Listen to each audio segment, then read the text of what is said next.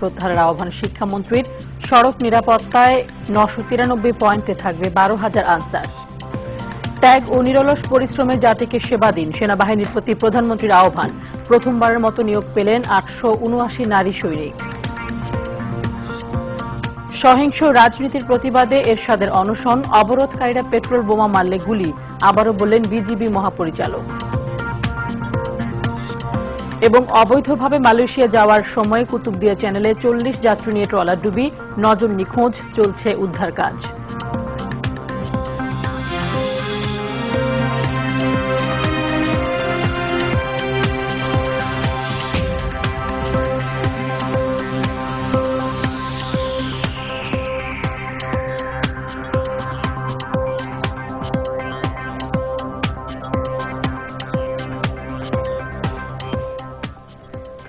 আসসালামু আলাইকুম, স্বাগত জানাচ্ছি আরটিভি সন্ধ্যা সংবাদে। শুনছিলেন মার্কেন্টাইল ব্যাংক শিরোনাম, সঙ্গে আছি আমি ফারজানা তানি এবং আমি আনিকা ফারিহা।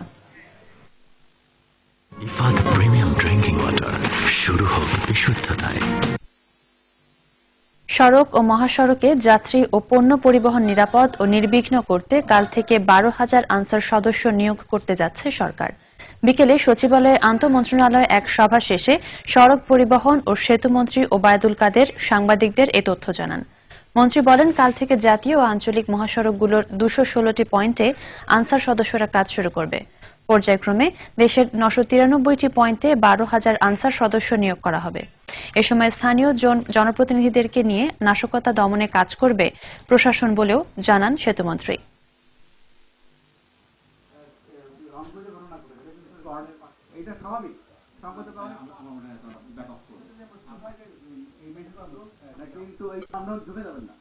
জনগণের মাঝে ঘৃণার আগুন জ্বালাতে হবে, সহিংসতার আগুনকে নেবানোর জন্য।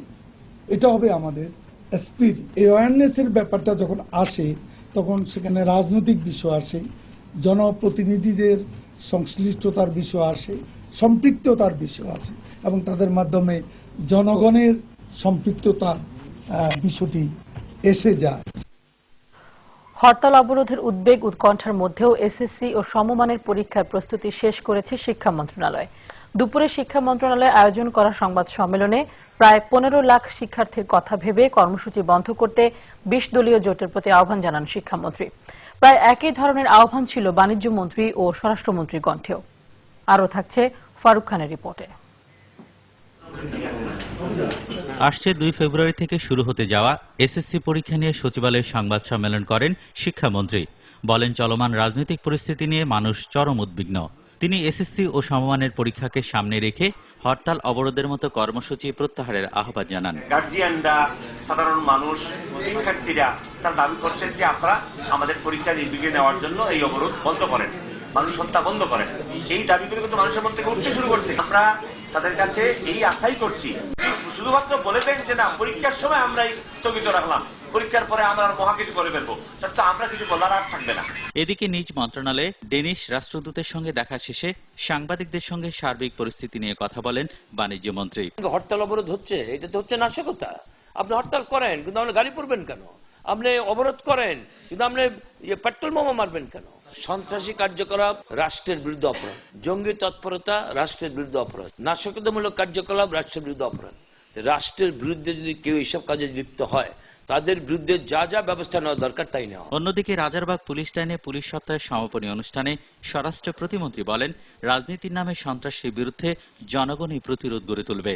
শিক্ষার্থীদের কথা চিন্তা করে হলো 20 দলকে আন্দোলন থেকে সরে আসার আহ্বান জানান তিনি। তারা বিশ্ব ইজতেমাও মানেনি, যে আমাদের ঈদে মিলাদুন নবীর দিনও মানেনি। তা এই এসএসসি পরীক্ষা এখানে যদি তারা এই ধরনের হরতাল অবরোধ ঘোষণা করে কিংবা চালিয়ে যেতে চেষ্টা করে, আমার মনে হয় জনগণ যেভাবে তাদের ধরিয়ে দিচ্ছে, জনগণ যেভাবে তাদের বিরুদ্ধে লেগেছে, এই সাহস তারা আর পাবে না। এছাড়া নিরাপদ খাদ্য আইন নিয়ে সচিবালয়ে সংবাদ সম্মেলন করেন খাদ্যমন্ত্রী কামরুল ইসলাম। জানান, আইন অমান্যকারীকে 3 থেকে 5 বছরের সাজা ভোগ করতে হবে। ফারুক খান, আরটিভি, ঢাকা। সামাজিকভাবে নারীকে মূল্যায়ন করলে গোটা সমাজেই ইতিবাচক পরিবর্তন আসবে, এই মন্তব্য করলেন প্রধানমন্ত্রী শেখ হাসিনা। তিনি বললেন, অফিসারদের পাশাপাশি সেনাবাহিনীতে প্রথমবারের মতো মহিলা সৈনিক নিয়োগ যুগান্তকারী উদ্যোগ। সকালে টাঙ্গাইলের ঘাটাইলে শহীদ সালাউদ্দিন সেনানিবাসের প্রশিক্ষণার্থী মহিলা সেনা সদস্যদের প্রশিক্ষণ সমাপনী ও শপথ অনুষ্ঠানে তিনি কথা বলেন। এ সময় ত্যাগ ও নিরলস পরিশ্রমে জাতিকে সেবা দিতে সেনাবাহিনীর প্রতি আহ্বান জানান প্রধানমন্ত্রী। এবারই মহিলা সৈনিক হিসেবে সর্বোচ্চ 879 জনকে নিয়োগ দেয়া হলো। টাঙ্গাইলের ঘাটাইল থেকে জানাচ্ছেন মুক্তা মাহমুদ। স্বাধীনতা যুদ্ধের সময় প্রতিষ্ঠিত বাংলাদেশ সেনাবাহিনীর সুনাম এখন দেশ থেকে বহির্বিশ্বে ছড়িয়ে পড়েছে। সশস্ত্র এ বাহিনীকে একবিংশ শতাব্দীর পেশাদার চৌকস বাহিনী হিসেবে গড়ে তুলতে বর্তমান সরকার নানা উদ্যোগ নিয়েছেন। সেই উদ্যোগেরই ধারাবাহিকতায় যুক্ত হল বাংলাদেশ সেনাবাহিনীতে প্রথমবারের মতো মহিলা সৈনিক ব্যাচ। মহিলা মিলিটারি প্যারামেডিক্স রিক্রুট ব্যাচের শপথ গ্রহণ ও প্রশিক্ষণ সমাপনী অনুষ্ঠানে প্রধানমন্ত্রী আসলে তাকে স্বাগত জানান সেনাপ্রধান। পরে প্রধানমন্ত্রী নবীন সৈনিকদের শপথ ও কুচকাওয়াজ পরিদর্শন করেন। কুচকাওয়াজ শেষে প্রধানমন্ত্রী শেখ হাসিনা বলেন, নারীদের স্বতঃস্ফূর্ত অংশগ্রহণ ছাড়া পরিপূর্ণ সফলতা অর্জন সম্ভব নয়। সেনাবাহিনীর মতো একটি চ্যালেঞ্জিং পেশায় নারীদের অংশগ্রহণ নারী ক্ষমতায়নের ক্ষেত্রে গুরুত্বপূর্ণ ভূমিকা রাখবে। সমাজের অর্ধেক জনসংখ্যাই নারী। নারীদের স্বতঃস্ফূর্ত অংশগ্রহণ ছাড়া কোনো ক্ষেত্রেই পূর্ণাঙ্গ সাফল্য অর্জন করা সম্ভব নয়। প্রশিক্ষণ শেষে নবীন সৈনিকরা চিকিৎসা সেবায় ইতিবাচক ভূমিকা রাখবে বলে আশা করেন প্রধানমন্ত্রী। এ সময় প্রধানমন্ত্রী নারীর সামাজিক মূল্যায়নে দৃষ্টিভঙ্গি পরিবর্তনের কথা বলেন। নারীর প্রতি দৃষ্টিভঙ্গি পরিবর্তন এবং সর্বোপরি সামাজিকভাবে নারীকে মূল্যায়ন করলে গোটা সমাজেই ইতিবাচক পরিবর্তন আসবে। প্রিয় নবীন মহিলা সৈনিকবৃন্দ, বাংলাদেশ সেনাবাহিনীর একজন গর্বিত সৈনিক হিসেবে আপনারা বৃহত্তর কর্মজীবনে প্রবেশ করতে যাচ্ছেন। আপনাদের উপর ন্যস্ত হচ্ছে দেশ মাতৃকার মহান স্বাধীনতা ও সার্বভৌমত্ব রক্ষার পবিত্র দায়িত্ব। সেবার মহান ব্রত নিয়ে আজ আপনারা যে শপথ গ্রহণ করলেন, তা আপনাদের আত্মত্যাগ, পেশাদারিত্ব ও দায়িত্বের প্রতি একাগ্রতার মাধ্যমে এবং দেশের আপামর জনসাধারণের চিকিৎসা সেবা ইতিবাচক ভূমিকা রাখবে বলে আমি আশাবাদী। পরিবর্তনশীল বিশ্বের সঙ্গে তাল মিলিয়ে বাংলাদেশের নারীরা ইতোমধ্যে নানা রকম চ্যালেঞ্জিং পেশায় সফলতার সঙ্গে দায়িত্ব পালন করে আসছে। সেনাবাহিনীর মতো চ্যালেঞ্জিং পেশায় নবীন সৈনিকদের এই অংশগ্রহণ নারীর ক্ষমতায়নকে আরো এক ধাপ বাড়িয়ে দিল। কুচকাওয়াজ পরিদর্শন শেষে প্রধানমন্ত্রী শেখ হাসিনা নবীন এই সৈনিকদের পেশাদারিত্বের সঙ্গে দায়িত্ব পালনের পরামর্শ দেন। পরে প্রধানমন্ত্রী বঙ্গবন্ধু সেতু সংলগ্ন বঙ্গবন্ধু সেনানিবাস উদ্বোধন করেন 12 তলা বিশিষ্ট অফিসার্স ম্যাচ সহ আরো কয়েকটি স্থাপনা। সেখানে প্রধানমন্ত্রী শেখ হাসিনা বঙ্গবন্ধুর একটি মোরালও উন্মোচন করেন। মুক্তা মাহমুদ, আরটিভি, ঘাটাইল, টাঙ্গাইল। সারা দেশের বার্ন বিশেষজ্ঞ ডাক্তারদের নিয়ে শিগগিরই ডিজাস্টার ম্যানেজমেন্ট কমিটি গঠন করা হবে। এদিকে ঢাকা মেডিকেলে নতুন পুরাতন মিলে এখন হরতাল অবরোধের আগুনে পোড়া 48 জন রোগী চিকিৎসা নিচ্ছেন। আর গেল রাতে নাশকতার শিকার নিয়োগের অপেক্ষায় থাকা সহকারী জজ সাজ্জাদের শরীরের 12% পুড়ে গেছে। সুরাইয়া মুনির রিপোর্ট। ঢাকা বিশ্ববিদ্যালয় থেকে বিবিএ ও এমবিএ করে সাজ্জাদুজ্জামান নির্বাচিত হয়েছিলেন 8ম জুডিশিয়ারি জজ হিসেবে। তিনি জব আর্টিকেল 19-এ বাংলাদেশ সাউথ এশিয়ার শ্যামলীতে খণ্ডকালীন কাজ করতেন। অত্যন্ত মেধাবী সাজ্জাদ 5 ভাই বোনের মধ্যে তৃতীয়। বুধবার রাত 9টায় নাশকতার শিকার সাজ্জাদকে ভর্তি করানো হয় বার্ন ইউনিটে। তার উপর একটা ককটেল থ্রো করে এটা তার পিঠে। পুলিশের উদ্দেশ্যে দেয়া প্রধানমন্ত্রীর বক্তব্যে উদ্বেগ জানিয়েছেন বিএনপির যুগ্ম মহাসচিব রুহুল কবির রিজভী আহমেদ। এক বিবৃতিতে তিনি বলেন, প্রধানমন্ত্রীর এমন বক্তব্য চলমান সংকটকে আরো গভীর করবে। পেট্রোল বোমার নিন্দা জানিয়ে রিজভী অভিযোগের সঙ্গে বিএনপি ও 20 দলীয় জোটকে জড়িয়ে মিডিয়াকে ব্যবহার করে অপপ্রচার চালাচ্ছে সরকার। প্রতিদিন আইনশৃঙ্খলা রক্ষা বাহিনীর হাতে বিরোধী নেতাকর্মী কথিত বন্দুক যুদ্ধের নামে হত্যার শিকার হচ্ছেন অভিযোগ করে তিনি বলেন, মিডিয়াতে তা প্রকাশ হচ্ছে না। রিজভী বলেন, জনগণের সমর্থন হারিয়ে এখন সরকারি বাহিনীগুলোকে জনগণের মুখোমুখি দাঁড় করিয়েছে সরকার। সরকারের নির্যাতনের মুখেও অবরোধ সহ শান্তিপূর্ণ কর্মসূচি চালিয়ে যাবার কথা বলা হয় বিবৃতিতে। এদিকে এখনো গুলশান কার্যালয়ে অবস্থান করছেন বিএনপি চেয়ারপারসন বেগম খালেদা জিয়া। ইসলামী ঐক্যজোটের চেয়ারম্যান আব্দুল লতিফ নিজামী সহ দলের বেশ কজন নেতা বৃহস্পতিবার গুলশান কার্যালয়ে যান। তবে গণমাধ্যমের সঙ্গে কথা বলেননি তারা।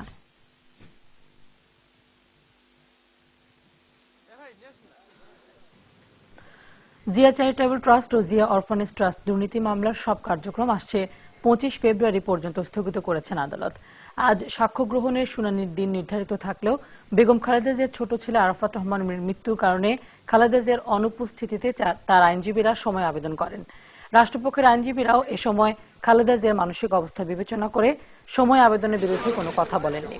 শুনানির পর বিচারক আবু আহমেদ জমাদার আগামী 25 ফেব্রুয়ারি মামলার পরবর্তী সাক্ষীর শুনানির দিন ঠিক করেন।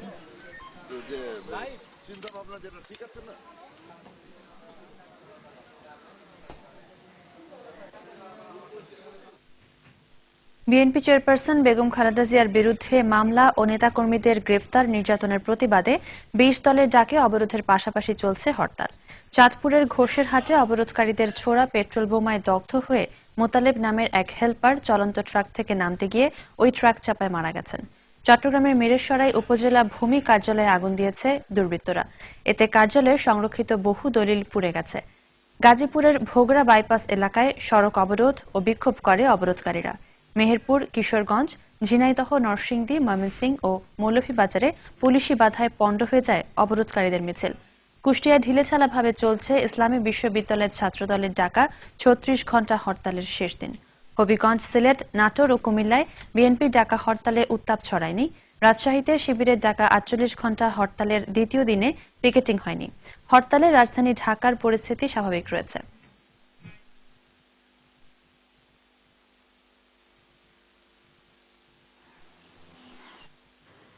যতদিন সহিংসতা চলবে ততদিন বিএনপি চেয়ারপারসন বেগম খালেদা জিয়ার বিরুদ্ধে মামলা হবে, এমন হুঁশিয়ারি দিলেন তথ্যমন্ত্রী হাসানুল হক ইনু। আর ত্রাণমন্ত্রী মোফাজ্জল হোসেন চৌধুরী মায়া বললেন, গণতন্ত্র রক্ষায় খালেদা জিয়ার আশেপাশে গ্রেফতারের দড়ি ঘুরছে। নাশকতাকারীদের বিরুদ্ধে এখনো পূর্ণ শক্তি প্রয়োগ করেনি সরকার, একথা জানালেন নৌমন্ত্রী। রাজধানীতে দিনব্যাপী আলাদা কর্মসূচিতে এসব কথা বলেন তারা। রিপোর্ট করছেন জাহিদ রহমান। বিএনপি নেতৃত্বাধীন 20 দলীয় জোটের লাগাতার অবরোধের প্রতিবাদে ধারাবাহিক কর্মসূচির অংশ হিসেবে রাজধানীর মোহাম্মদপুরে এ সমাবেশ করে 14 দল। যেভাবে কঠোর হওয়া দরকার সেভাবে কঠোর হবে, কোনো মুওয়াক্কাত খাতি করা হবে না, সন্দেহ খাতি করা হবে না। যাই হোক, বেগম খালেদা জিয়া বাংলাদেশের বিরুদ্ধে, সংবিধানের বিরুদ্ধে এবং জনগণের উপরে উনি আক্রমণ শুরু করেছেন। আপনার জন্য মামলা একটার পর একটা হবে। কতদিন আর পালিয়ে থাকবেন? আপনার পিছনে দড়ি খালি ঘুরতেছে, ওই দিন বেশি দূরে না, দড়ি আপনার মাথায় পড়বে ইনশাআল্লাহ। এদিকে রাজধানী বঙ্গবন্ধু এভিনিউয়ে বঙ্গবন্ধু সৈনিক লীগের প্রতিবাদ সমাবেশে হানিফ অভিযোগ করেন, সংলাপে নাটক করে কিছু জ্ঞানপাপী বিএনপি জামাতের অপকর্ম ঢাকার চেষ্টা করছেন। পেট্রোল বোমা দিয়ে মানুষ পুড়ে হত্যা রাজনীতির কোনো অংশ হতে পারে না, দাবি আদায়ের কোনো পথ হতে পারে না। এদিকে বঙ্গবন্ধু এভিনিউর সামনে অবস্থান নেয় আওয়ামী লীগের বিভিন্ন সহযোগী সংগঠন। এই সময় ত্রাণমন্ত্রী খালেদা জিয়াকে অবিলম্বে হরতাল অবরোধের নামে মানুষ হত্যা বন্ধের আহ্বান জানান। যদি গণতন্ত্র রক্ষা করতে হয়। অন্যদিকে 30 জানুয়ারি রাজধানী সোহরাওয়ার্দী উদ্যানে পেশাজীবী সমাবেশ নিয়ে ঢাকা রিপোর্টার্স ইউনিটিতে সংবাদ সম্মেলন করেন নৌমন্ত্রী। কোনো ব্যর্থতা এখানে নেই, বরং সরকার তার সমস্ত শক্তি এখন পর্যন্ত নিয়োজিত করেনি বলে আমরা মনে করি। সরকার এবং জনগণ আমরা যৌথভাবে মিলে এই পরিস্থিতি খুব শীঘ্রই আমরা উত্তরণ ঘটাবো।